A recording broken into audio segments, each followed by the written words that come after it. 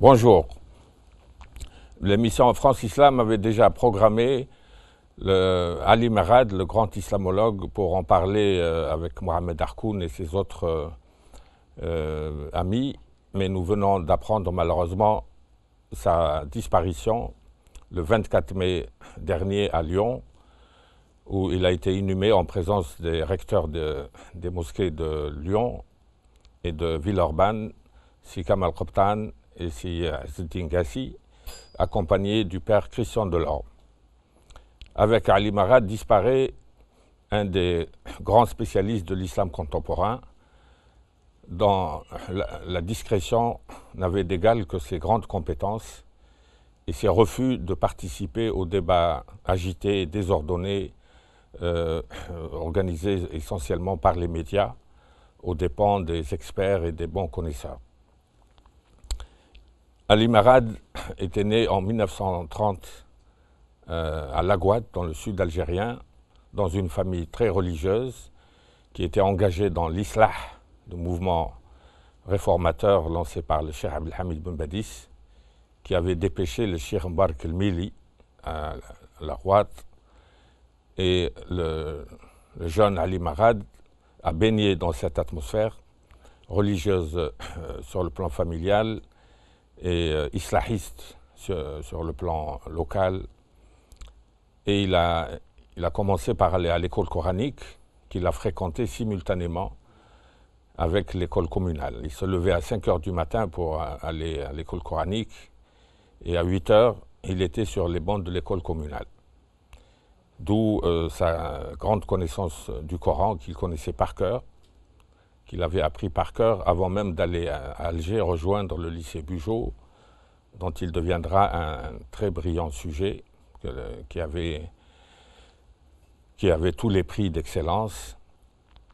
Et il était très lié avec un grand disciple un peu plus jeune que lui, qui s'appelle Ahmed Taleb El-Ibrahimi, le fils du Cheikh El-Bachir. C'est ce qui lui permettait, lui donnait la chance de rencontrer régulièrement le Cheikh El-Bachir avant son départ en Orient en 1952, parce que Ahmed Taleb l'amenait chez lui, chez ses parents, quand il n'était pas au lycée. Et c'est ce qui l'a prédisposé au moment où il est passé à l'université. À l'université, il s'était inscrit pour une licence de littérature arabe.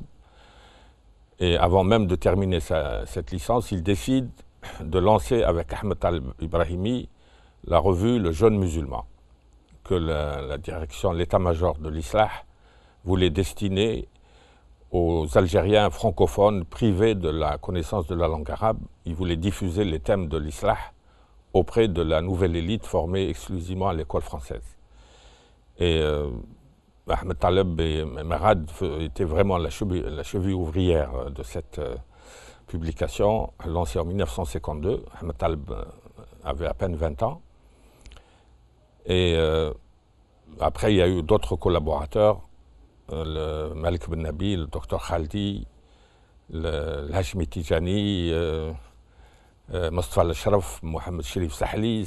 Il a suffi d'une initiative très modeste pour regrouper l'élite engagée à l'époque dans l'islah et dans le nationalisme. Et Ali Merad écrivait dans tous les numéros en utilisant 2 pseudonymes. Le premier, Abou Jamil Taha, c'est pour décrire l'idéal islamique.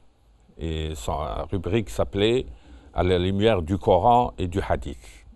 Et Abou Jamil Taha montrait une très grande maîtrise des 2 textes fondateurs de l'islam. Ça tient à sa bonne connaissance du Coran appris à Laghouat et à sa fréquentation des grandes bibliothèques de l'université d'Alger et sa fréquentation des cours des grands arabisants comme Pérez, Marius Canard et Georges-Henri Bousquet ou Philippe Marseille. Mais l'acte d'écrire lui était très facile, katoub comme on dit en arabe. Et il décrivait un idéal de justice et les croyances de l'islam qui doivent fonder une éthique sociale. Et dans le premier article qu'il a appelé l'islam religion supérieure. Il annonce ce qu'il allait développer pendant les 2 années qui suivaient. L'islam religion de courage et d'action, l'islam religion de solidarité et de fraternité, l'islam religion d'amour et de générosité, l'islam religion de justice et de modestie, l'islam religion d'honnêteté et de bonne foi. Tels sont les thèmes que nous aurons à développer ultérieurement à la lumière du Coran et des paroles de notre prophète, Abu Jamil Taha. Et là, on a une série d'articles qui méritent d'être édités en un seul volume, qui montrent la grande érudition, la maîtrise de la langue française et de la langue arabe, et l'engagement en faveur de la réforme de la société musulmane à partir d'une thématique islamique. Mais il utilisait un autre pseudonyme, Mohamed Arab, pour montrer qu'il n'y avait pas de régionalisme dans l'association des ulama qui était implantée sur tout le territoire algérien. Il n'y avait pas de différence entre berbère et arabe. Lui, l'arabe du sud, il avait un pseudonyme berbère. Or, Mohamed Arab était utilisé pour signer les articles consacrés aux réalités musulmanes. Abu Jamil Taha décrivait l'idéal islamique élevé, et Mohamed Arab décrivait les réalités parfois tristes du monde musulman pour montrer comment l'idéal islamique pouvait apporter des remèdes à la crise que traversaient les pays musulmans à l'époque. Et sa devise, c'était « guérir le monde musulman par l'islam ». Et pour mieux connaître le monde musulman, il participe à une excursion par autocar jusqu'au Caire. Le Caire qui fascinait tous les jeunes Algériens qui étudiaient l'arabe, c'était considéré comme la capitale de l'arabité et de l'arabisme. Et donc il fait ce voyage en traversant la frontière à côté de Tébessa. Il traverse le sud tunisien et puis la côte libyenne jusqu'à ce qu'il arrive au Caire. Et il a fait un très grand reportage où il décrivait de la manière la plus simple, la plus claire, de manière très vivante, tout ce qu'il voyait comme paysage, comme visage et comme réalité culturelle. Et là, il arrive en Égypte pour voir cette ville du Caire qui fascinait tant. Et il découvre que les Cairotes ne situaient même pas l'Algérie sur la carte. Quand il disait le Jazaïr, il lui disait Jazira, où se situe cette île. Et il a rencontré la communauté algérienne qui était installée au Caire, notamment son ami Boujemline, et c'était 1 an après le départ de Cheikh el-Bachir pour s'installer définitivement en Orient, pour plaider la cause du peuple algérien dans toute la région.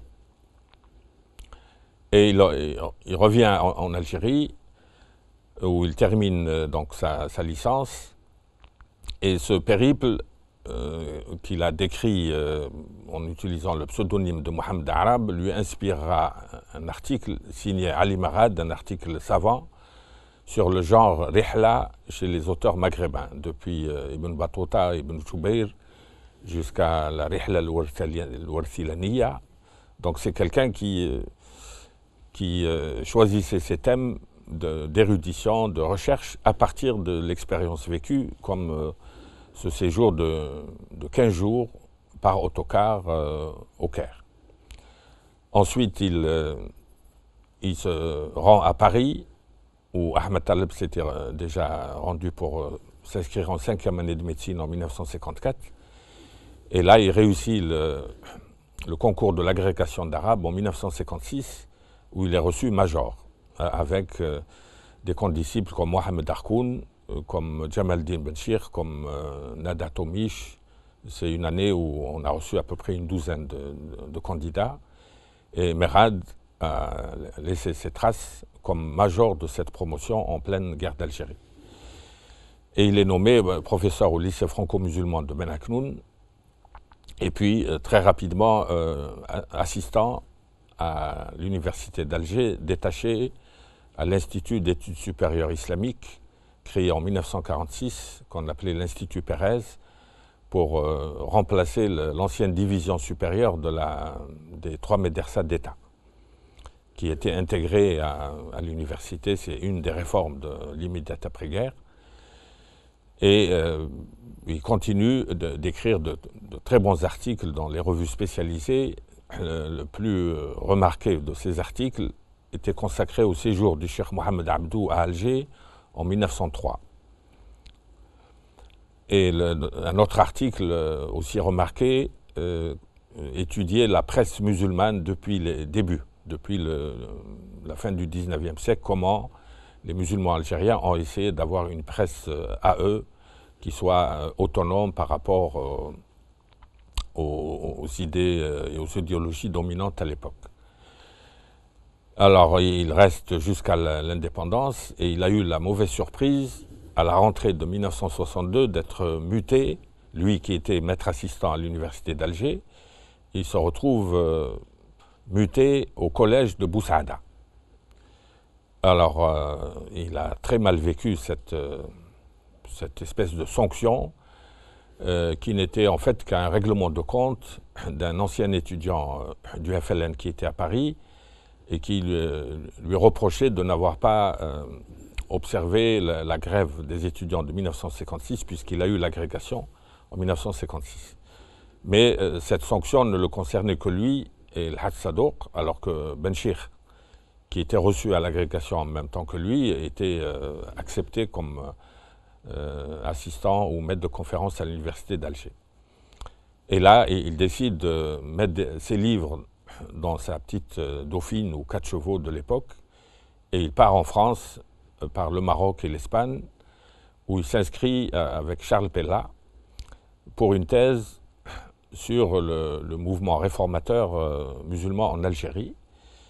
Et il soutient cette thèse en un temps record, parce qu'il était déjà préparé par ses articles du jeune musulman, par sa fréquentation des chefs des ulama, comme le Cheikh al-Bachir, le Cheikh Toufiq al-Madani, Khairuddin et beaucoup d'autres. Ça lui a permis d'avoir une documentation complète. Et il aborde l'étude du mouvement réformateur sous l'angle d'une phénoménologie de la réforme. Alors qu'à l'époque, on n'avait que des articles de sciences politiques de la part de politistes de l'époque hostiles au mouvement réformateur parce qu'ils l'accusaient d'être allié du mouvement nationaliste. Et la thèse de Merad répondait à une très grande demande de la part des historiens, alors qu'il avait soutenu avec un arabisant philologue comme Charles Pella, quelqu'un comme Charles Robert Ageron, qui travaillait sur les archives du gouvernement général depuis 1947, attendait une étude systématique du mouvement réformateur. Lui qui a étudié les Algériens musulmans et la France à partir de 1871 et la genèse du mouvement nationaliste, il était persuadé que le mouvement des ulama a offert le soubassement culturel et idéologique au nationalisme, et il a salué avec beaucoup d'enthousiasme la publication de la première thèse de Merad chez Mouton en 1967, Le réformisme musulman en Algérie, essai d'histoire religieuse et sociale. Sa deuxième thèse, il l'a consacrée à Ibn Badis, commentateur du Coran. Et là, le commentaire d'Ibn Badis n'était pas rassemblé, il a enquêté auprès des auditeurs qui avaient assisté aux leçons du Cheikh Badis, et il a publié cette deuxième thèse chez Gottener, une des plus grandes maisons orientalistes, et il a été recruté dès son retour en 1962 à l'université de Lyon, où il a fait toute sa carrière. Et il a été recruté comme assistant après sa mésaventure avec le secrétaire général du ministère de l'Éducation en 1962. Et il a fait sa carrière à l'université de Lyon, où il est devenu professeur, conférencier, invité aux colloques internationaux à Genève, où il avait déjà assisté en 1956 aux conférences internationales de Genève, où on avait invité un musulman qui sortait de l'ordinaire, qui s'appelait Najmuddin Bamat, qui était le fils de Haïdar Bamat, ancien président de la République du Caucase du Nord, qui a résisté à l'armée rouge jusqu'en 1921. Et quand il a été battu, il s'est installé à Paris, où son fils Najmuddin est né. Et Najmuddin connaissait une quinzaine de langues, et son père l'a obligé à aller étudier le Usul al-Din à l'Azhar, où il avait connu René Guénon, et il avait étudié à Cambridge, et puis il était un des fondateurs de l'UNESCO. Et Merad était parmi les auditeurs, admirateurs de cette conférence que j'ai rééditée dans un recueil de conférences de Najmuddin Bamat, qui est mort prématurément en 85. Et Merad était très fier de sa relation avec ce musulman qui croyait à la fraternité musulmane comme lui et qui était ouvert aux sciences sociales et au monde extérieur. Et ils sont restés attachés à lui jusqu'à la mort de Bamat en 1985. Et Merad continuait à écrire, à s'intéresser donc aux pulsations du monde musulman, à l'accélération de l'histoire postcoloniale des pays arabes et musulmans. Et il écrivait des articles très savants,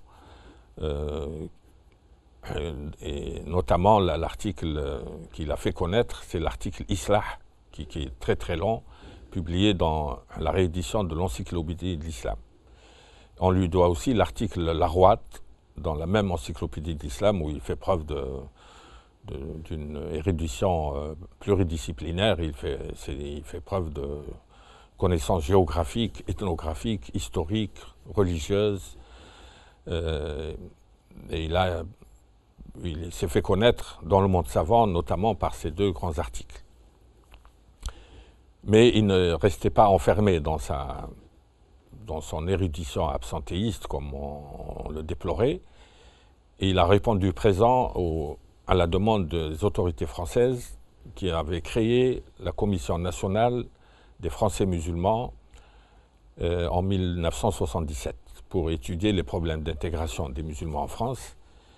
Et lui a fait partie du groupe qui a signalé l'importance des problèmes du culte musulman. Donc avec c'est Abdelkader Barakrouk, ancien secrétaire d'État en 1957, avec le colonel Mordad, qui était préfet de Saïda en 1960, avec le préfet Ourabah, qui était à Orléansville en 60 et qui a fini au Conseil d'État, et c'est Abdelmajid Turki, qui était directeur de recherche au CNRS, spécialisé dans le malékisme. Et ils ont abordé tous les problèmes concernant l'acceptation de l'islam dans la laïcité française. Et c'est la commission qui a le mieux travaillé depuis le début des tentatives d'organisation de l'islam par le haut, parce qu'elle a été écoutée par le gouvernement Raymond Barre, à qui Ali Merad a remis un rapport synthétique où il a fait des propositions, notamment concernant la relance de l'Institut musulman de la mosquée de Paris, qui ne fonctionnait pas suffisamment. Et le gouvernement de Giscard d'Estaing a promis de mettre en application ces recommandations. Et Ali Merad était pressenti pour prendre la tête d'un institut réanimé. Et Najmuddin Bamat était pressenti pour diriger tout l'ensemble, l'Institut et la mosquée de Paris. Mais les socialistes arrivent au pouvoir en mai 81, ils décident de faire du passé table rase et ils ont choisi une autre option. Et Merad faisait partie des gens qui étaient déçus par ces changements, mais il a accepté de venir à l'Élysée même en 1989, en février, après les manifestations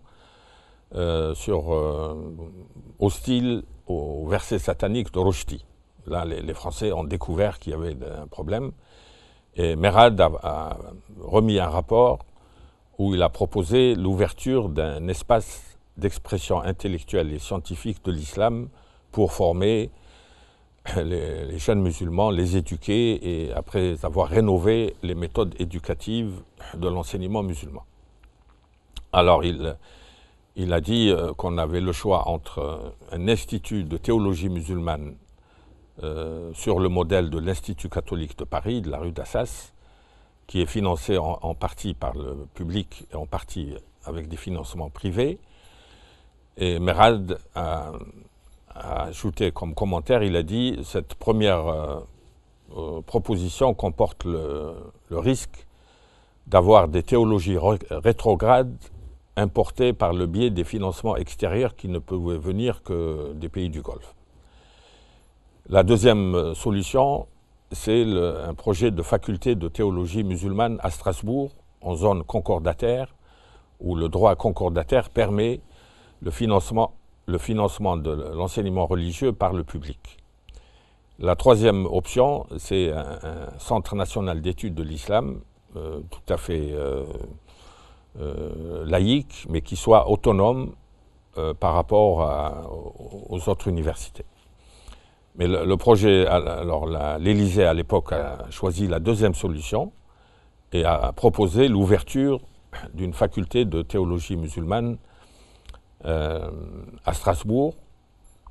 Donc si l'Élysée l'a proposé, c'est que c'était fondé en droit, mais le ministre de l'Intérieur de l'époque s'est opposé tout net en prétendant que le concordat n'est qu'un résidu de l'histoire et on ne saurait l'appliquer à l'islam. Mais on saura beaucoup plus tard que ce refus n'avait aucun fondement juridique, il était plutôt le résultat d'un désaccord entre l'Élysée et le ministère de l'Intérieur à propos de ce qu'on appelait la première affaire Adam au moment de la succession à la mosquée de Paris après la mort de Cheikh Abbas.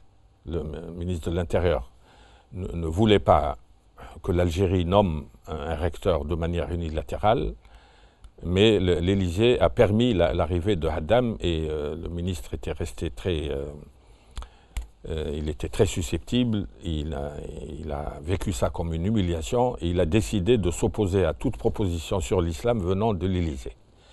Et donc il y avait une fracture au sommet de l'État, moyennant quoi les conseillers occultes, là, quand ils viennent dans les colloques, pour expliquer leur maigre bilan en matière d'organisation de l'islam, ils n'arrêtent pas de répéter que les musulmans sont divisés et que ce sont ces divisions qui les ont empêchés d'avoir de meilleurs résultats. Les musulmans resteront divisés sans doute jusqu'à la fin des temps, mais ces divisions sont quand même moins graves qu'un désaccord au sommet de l'État entre le président et son ministre de l'Intérieur chargé des cultes. Et ensuite, le projet a été, disons, laïcisé par Mohamed Harkoun, qui est intervenu juste après. Et Harkoun a proposé un centre national d'études de l'islam conformément à la troisième option proposée par Merad dans son rapport de juillet 1989. Mais cet institut a été accepté à la 5e section de l'école pratique des hautes études, dirigée par Jean Bobéro, un protestant habitué au dialogue avec l'islam. Mais c'est le ministre de l'Éducation de l'époque, en 92, Lionel Jospin, qui a refusé de recevoir Mohamed Harkoun, et le projet est tombé à l'eau. Et Harkoun, au moment de l'alternance de 1993, a fait une déclaration au Figaro pour dire que le ministre de l'Éducation est méprisant pour un musulman comme lui, sans doute parce qu'il ne rapportait pas beaucoup de voix aux élections et beaucoup de politiques français voyaient les problèmes de l'islam à travers le vote musulman qui n'arrêtait pas d'augmenter à l'époque. On reprendra ça après la pause où on écoutera le Père Lelon.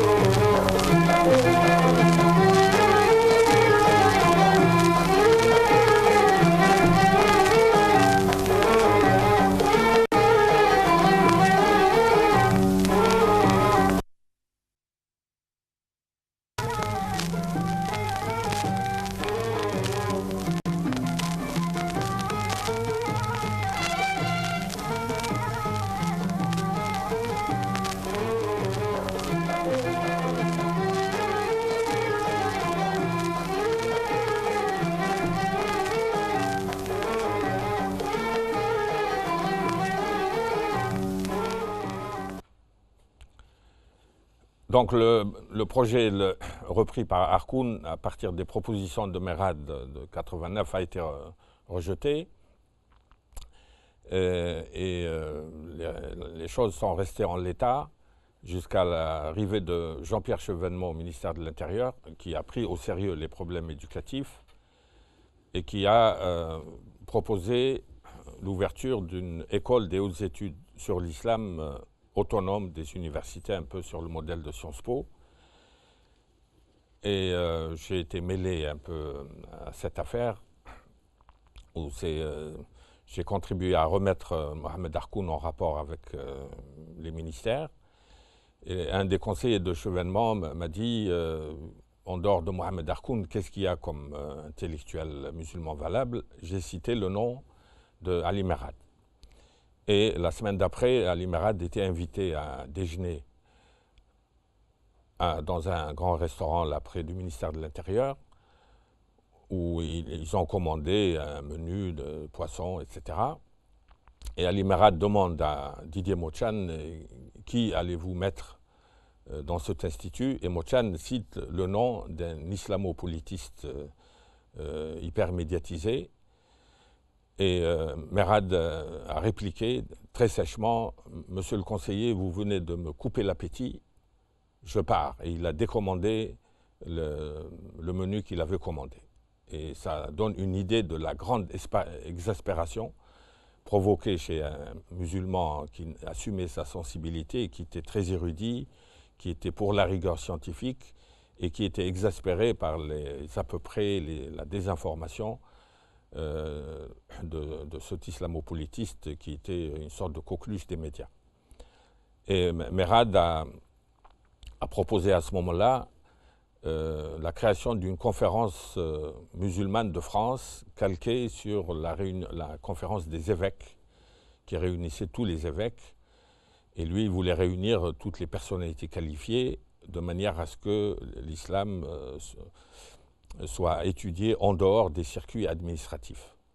Parce que quand il écrivait dans le Jeune musulman de 52 à 54, ses articles avoisinaient les protestations de Cheikh al-Arbi Tbessi, de Mohamed Lebjaoui, de Tawfiq al-Madani contre les ingérences de l'administration dans les affaires du culte musulman, malgré l'applicabilité de la loi de 1905 à cette religion. Et donc il continuait ses contacts, mais il ne voulait pas être mêlé à une organisation de l'islam par l'administration. Tout ce qu'il acceptait, c'était la rénovation des études islamiques dans un espace d'expression scientifique et intellectuelle protégé par l'État laïque, de manière à ce qu'il soit à l'abri des influences extérieures dont on voit les effets néfastes aujourd'hui. Et il était déjà rompu donc, à la réflexion sur l'islam en France depuis le début des années 80, où le Cheikh Al-Abbas l'avait invité à la mosquée juste après son arrivée. Le Cheikh Al-Abbas ne le connaissait pas très bien, mais on lui a expliqué que c'est celui qui a écrit sur le Cheikh Abdelhamid, sous-entendu Ben Baptiste. Donc il avait une sympathie pour lui et il acceptait les réunions, les invitations des petites associations de banlieue, notamment au moment de l'affaire des 3 foulards des collégiens de Creil. Il a répondu à une association appelée Repère, toute petite association où il a fait une conférence dans laquelle il dit « Il faut que les musulmans qui vivent en état de minorité sachent qu'ils ont au regard de Dieu une égale grandeur que ceux qui ont vécu l'islam dans la plénitude de sa souveraineté. Je ne suis pas venu en prêcheur, encore moins en détenteur de vérité. Nous sommes réunis aujourd'hui dans le but exclusif de chercher à engager le dialogue afin de se connaître, de se reconnaître et de réagir ensemble à une actualité qui nous interpelle tous. Les problèmes posés peuvent être traités sans passion ni surenchère. Il suffirait de dialoguer tout simplement. Au nom même de la parole coranique, nous sommes, nous musulmans, ouverts au dialogue. Une injonction du livre saint nous y invite et nous le recommande. Venons-en donc à une parole paroles égales qui partent du besoin de donner et de recevoir. تعالوا إلى كلمة سواء بيننا وبينكم. Je crois qu'on a notre ami Michel Lelon au téléphone.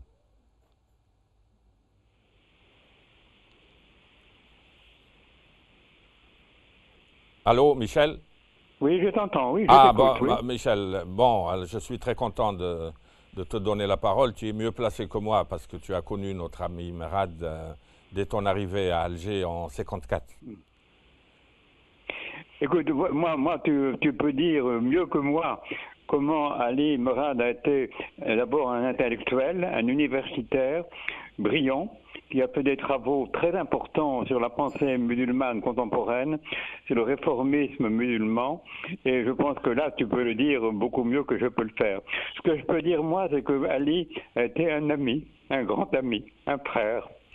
J'ai fait sa connaissance en Algérie, au moment où les événements d'Algérie devenaient graves, avant de devenir tragiques. Et Ali m'a accueilli, nous étions tous les deux avec des amis étudiants à l'université d'Alger. On suivait les cours à l'université dans cette période difficile et douloureuse et tragique. Et bien entendu, les relations entre les étudiants français, la plupart des étudiants français et la plupart des étudiants algériens, les relations étaient ce que tu peux deviner à cette époque, en pleine période qui était juste avant l'indépendance de l'Algérie. Et dans ce contexte, Ali et moi et quelques amis, on avait fondé un petit groupe de travail, de dialogue déjà, entre chrétiens et musulmans. Et on faisait des rencontres entre chrétiens et musulmans pour tenter d'établir ou de rétablir les nécessaires dialogues entre croyants chrétiens et musulmans et avec les autres, avec tous les autres, pour voir comment, devant les événements, on pouvait ensemble travailler au dialogue, à la justice et à la réconciliation. Voilà, c'était mon premier souvenir avec Ali, et là, des liens d'amitié se sont noués qui n'ont jamais cessé. Je l'ai retrouvé bien des années plus tard, quand je suis revenu en France, après avoir passé 20 ans au Maghreb, en Tunisie surtout. Je suis revenu à Paris, et là, j'étais chargé par l'Église de France, à la demande du Vatican, de créer le secrétariat de l'Église catholique pour les relations avec les musulmans. Et là, dans mon travail, très vite, j'ai repris contact avec Ali. Et Ali, à ce moment-là, a joué pendant des années un rôle très important. D'abord, dans l'organisation de l'islam de France, qui à ce moment-là n'était pas encore du tout réalisée, mais il était un de ceux qui a préparé les structures actuelles de l'islam de France. Il a apporté une contribution intellectuelle et spirituelle très importante pour préparer l'organisation de l'islam de France, les relations entre les musulmans et le gouvernement français. Ensuite, il a joué un rôle important aussi pour rappeler que la France et les musulmans de France, avec les autres, avec les Français, les chrétiens, les juifs, les non-croyants, les agnostiques, dans le cadre de la laïcité, que la France avait un rôle important dans les relations avec le Maghreb et le Proche-Orient. Et il a toujours insisté sur l'importance de ce rôle international de la France, comme l'avait voulu le général de Gaulle, de relations avec le monde arabe, et en particulier en face du drame de la Palestine, et avec le soutien aux droits légitimes du peuple palestinien. Et Ali a été un de ceux qui nous le rappelait souvent. Et puis dans nos relations avec en relation entre chrétiens et musulmans, moi j'étais chargé à ce moment-là d'aider l'Église de France à entrer en relation, de mieux connaître l'islam, de respecter la religion musulmane, de voir tous les liens spirituels, éthiques, humains, religieux qui existent entre chrétiens et musulmans. À ce moment-là, la plupart des catholiques français ne connaissaient pas l'islam, et on a essayé de commencer ce travail de connaissance mutuelle, et Ali a apporté une contribution majeure pour aider cette connaissance mutuelle, cette coopération, cette amitié fraternelle entre chrétiens et musulmans. Et là, on a travaillé la main dans la main pendant bien des années. Et aujourd'hui, maintenant, 30 ou 40 ans après, je vois que ce que nous avons semé il y a bien longtemps, dans les années 80, maintenant continue et que de plus en plus, des liens de respect mutuel, dans le respect de nos différences, dans la découverte de ce qui nous unit, musulmans, chrétiens, avec les autres, avec tous les croyants, chrétiens, musulmans, juifs, avec les non-croyants, pour travailler ensemble dans le cadre de la loi française, a vraiment contribué en France au vivre ensemble, tous ensemble, dans le cadre de la loi de la France et avec tout ce qu'apportent les traditions spirituelles, le christianisme et l'islam en particulier, et puis ensemble aussi le rôle que la France peut et doit jouer dans le monde pour la justice, la paix, dans le respect du droit international. Et quand je pense à Ali, et je terminerai comme ça, qui était pour moi vraiment un ami très proche, aujourd'hui je pense à son épouse, à ses enfants, que je connais bien, je pense beaucoup à eux, et je pense que nous devons une grande reconnaissance à Ali, tout ce qu'il a été, tout ce qu'il a fait, et à toute sa famille, qu'il a très bien soutenu dans tout ce qu'il a réalisé pour ce dialogue et qui était là auprès de lui depuis les derniers mois où il a été dans de graves épreuves de santé. Et là, vraiment, je tiens à dire à tous les siens combien nous sommes avec eux et combien nous sommes reconnaissants à Ali de tout ce qu'il a été pour nous. Et je suis désolé de ne pas être aujourd'hui avec vous, mais tu sais, Sadek, tu le connaissais aussi, et tu pourras dire mieux que moi tout ce qu'Ali a été pour nous tous. Merci beaucoup, Michel, mais toi, ton témoignage est précieux parce que tu l'as connu dans une période difficile où vous avez pu, en tant qu'amis et croyants, nouer un contact islamo-chrétien en dehors des hiérarchies, et les hiérarchies ont fini par vous écouter quand ils t'ont nommé en 1975 voilà, à la tête du SRI. Que son souvenir nous aide, et malgré toutes les difficultés qu'on peut rencontrer maintenant, tout ce que malheureusement, trop souvent, on voit ce qui ne marche pas, eh bien moi je pense qu'il faut aussi penser à tous ceux qui aujourd'hui, en France, continuent ce beau travail de dialogue, d'amitié, de coopération entre tous, et particulièrement entre chrétiens et musulmans. Et je pense que tout ce que nous avons vécu continue maintenant, et moi je vois avec joie et avec beaucoup d'espérance tout ce qui se passe maintenant en France, et on ne parle pas suffisamment dans les médias, mais il y a maintenant beaucoup de croyants musulmans et chrétiens qui continuent à travailler ensemble avec tous les autres pour que cet esprit de dialogue, d'amitié soit vraiment ce qui nous guide. Et moi, je vois l'avenir dans cet esprit avec beaucoup de confiance et d'espérance. Voilà, merci Michel, et meilleure santé quand merci beaucoup. Ça ira mieux, on fera une émission uniquement avec toi. Eh bien, avec joie, je te remercie, et excusez-moi de ne pas être avec vous aujourd'hui, mais je suis avec vous par le cœur et la prière. Voilà, merci beaucoup. Donc l'originalité de la relation entre le Père Lelon et Ali Merad, c'est des jeunes qui se sont rencontrés en tant que croyants et qui ont dialogué sans chercher à se convertir ni à promouvoir un quelconque syncrétisme.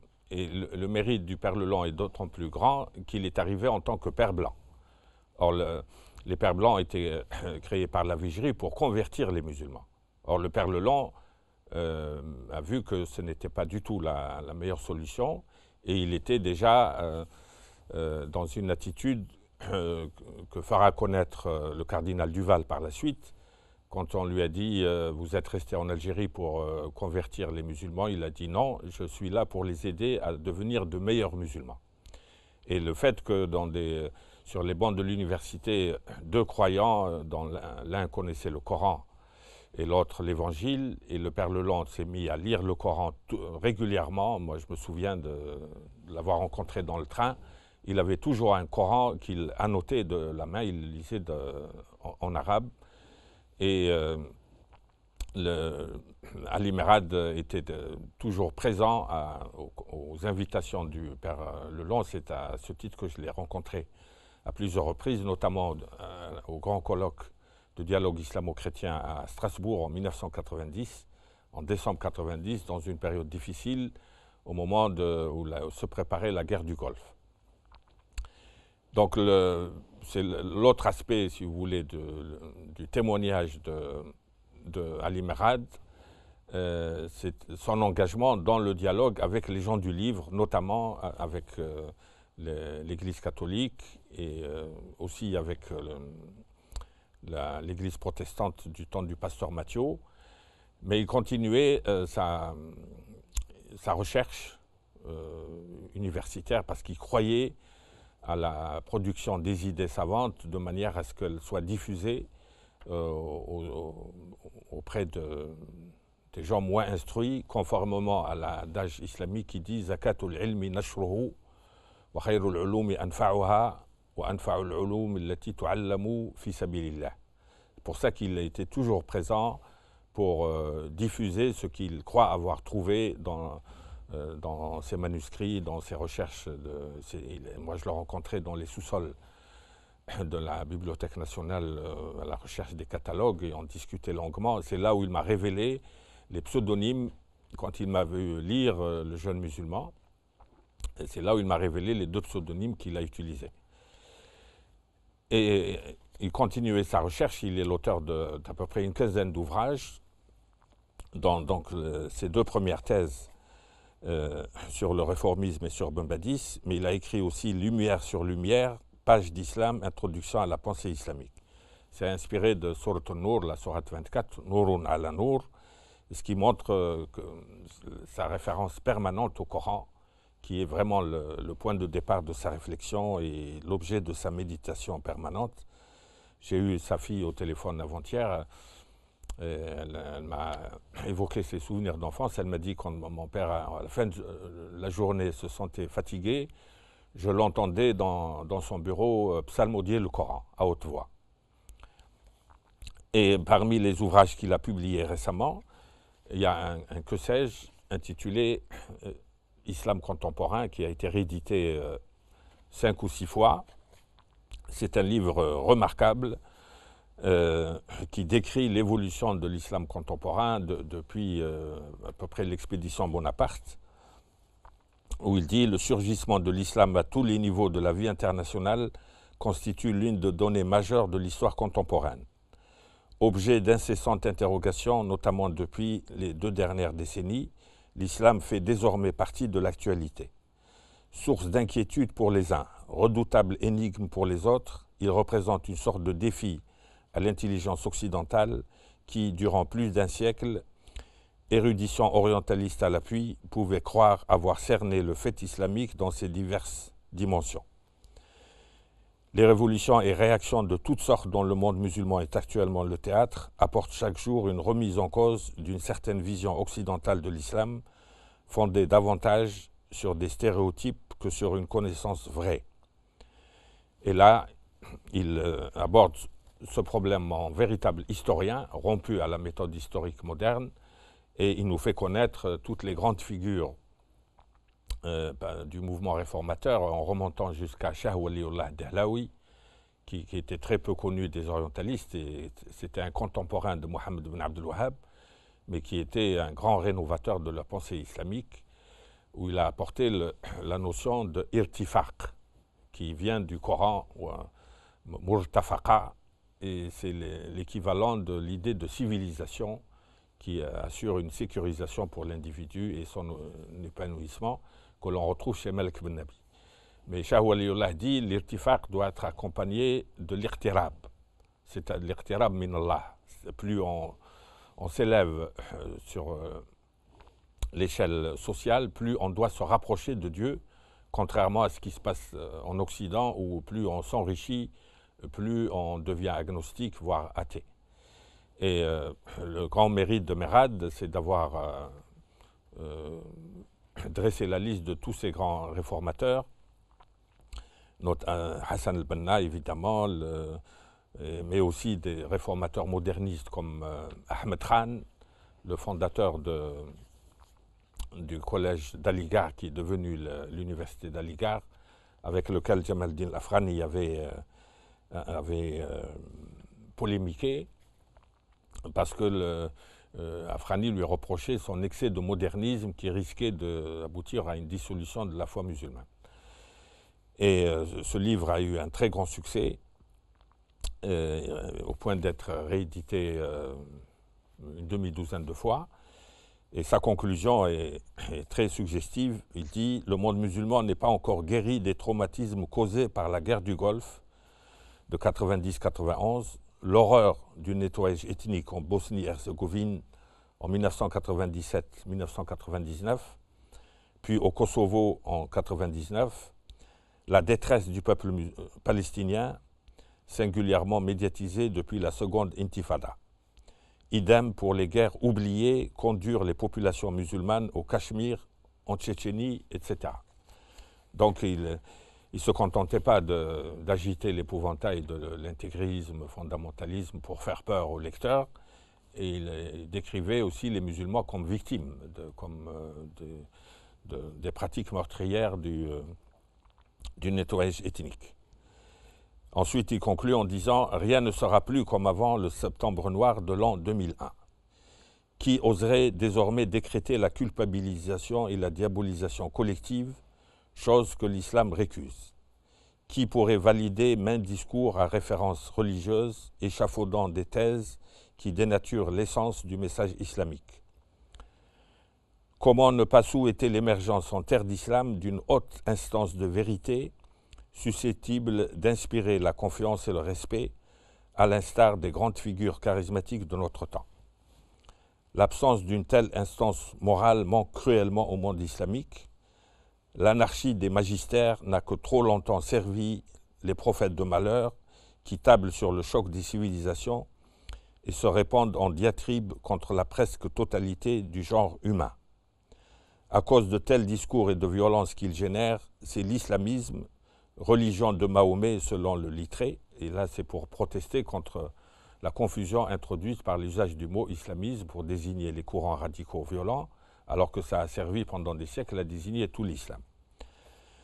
Donc c'est l'islamisme qui se trouve aujourd'hui discrédité à force d'amalgames inspirés par l'ignorance ou les préjugés.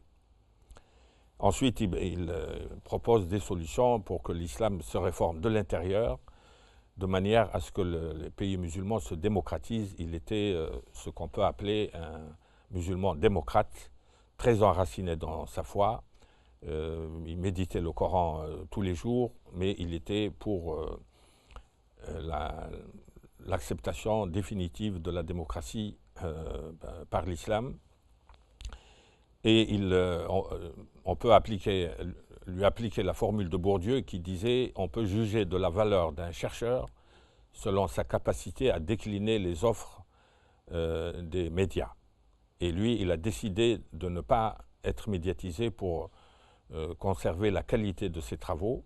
Et je pense qu'après la vague terroriste à partir de 2015, on a découvert la nécessité d'éduquer les jeunes musulmans, et l'œuvre d'Ali Merad est incontournable si on veut prévenir la radicalisation par les moyens éducatifs.